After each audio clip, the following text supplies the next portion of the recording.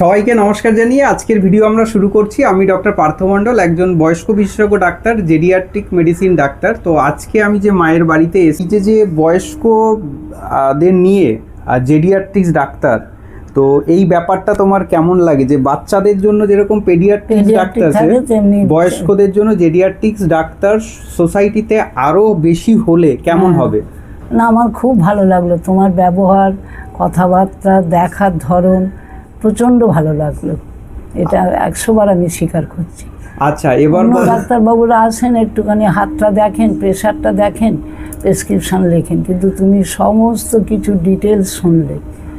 এটা কজন ডাক্তার শুনবে বলো? আচ্ছা, কারণ আমাদের তো মনের খবরও নিতে হয়। একদম, মানে ট্রিটমেন্ট আমাদের শুধু আসলাম, প্রেসক্রিপশন লিখে দিলাম, এটা হচ্ছে সায়েন্স অফ মেডিসিন। শুধু এইটুখানি করলে হবে না, আর্টস অফ মেডিসিন করতে হবে।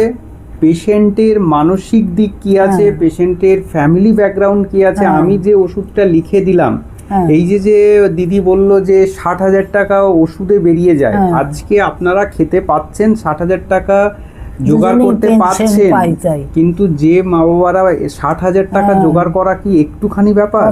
তাদের টোটাল ফ্যামিলির ইনকাম নেই 60,000, তাহলে তারা ওষুধ খাবে কি? আমরা সত্যি দুজনে পেনশন পাই বলেই চলে যাচ্ছে। আচ্ছা, তো সেই জন্য হচ্ছে গিয়ে ওষুধ, এই যে একটার পর একটা সাপ্লিমেন্ট ওষুধ, এই 23-24টা, বাবার কথা 24টা ওষুধ ছিল। এই যে এতগুলো ওষুধ খাওয়াও তো কতটা ডিফিকাল্টি, সমস্ত মনে রাখতে হয়, টাইম রাখা, মনে রাখা, সেগুলো অনেকটা কমলো, তাই তো? অনেকটা কমলো। আজকে স্বীকার পেলো, কোনোদিন স্বীকার পায়নি, কোনোদিন স্বীকার করেনি, তাই তো? আজকে স্বীকার পেলো। যে রোজই বলে, কিন্তু বলে না, বললে তো তুমি করবে না, বা তুমি তখন বলবে, সেই জন্যই বলে না। এটাও চালাকি, ঠিক আছে? আর এমনি তো ভালো তোমাকেই বাসে, সেটা নিয়ে কোনো ডাউট নেই। আর তো এখন বুড়ো হয়ে গেছি, ভালোবাসবে না, এখন তো স্বার্থে ভালোবাসবে। বাহ, এই যে মা কিন্তু কথাটা বুঝেছে, আমাদের কে সুখে আছে, আমার তো চলে যাচ্ছে তো ব্যাস। এক্স্যাক্টলি। এবার বলো, আমাদের সোসাইটিতে জেডিয়াট্রিক মেডিসিনের ডাক্তার অনেক কম আছে, সত্যি আমি দেখিনি, খুবই কম। এবার তুমি সাধারণ মানুষকে বা গভর্নমেন্টকে বা কারো যদি ক্ষমতা থাকে, তাহলে তারা এই জেডিয়াট্রিক্স মেডিসিনটাকে যাতে আরো ডেভেলপ করে, যাতে সব ঘরে ঘরে আমাদের ডাক্তারবাবু পৌঁছে যেতে পারে। আমার নাতি তো ডাক্তারি পড়ছে। আচ্ছা, কোথায় পড়ছে? কেপিসিতে। আচ্ছা, কোন ইয়ার? First year. এবার ভর্তি হলো? ওরই ছেলে। পার্থ কেমন?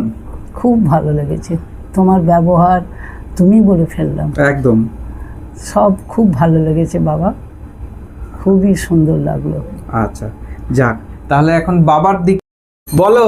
কি বলবো? এই যে জেডিয়াট্রিক জিনিসটা, যে বয়স্কদের স্পেশাল ডাক্তার, জেডিয়াট্রিক কেমন লাগলো? স্পেশাল যে ট্রিটমেন্ট ডাক্তার, এটা কেমন লাগবে?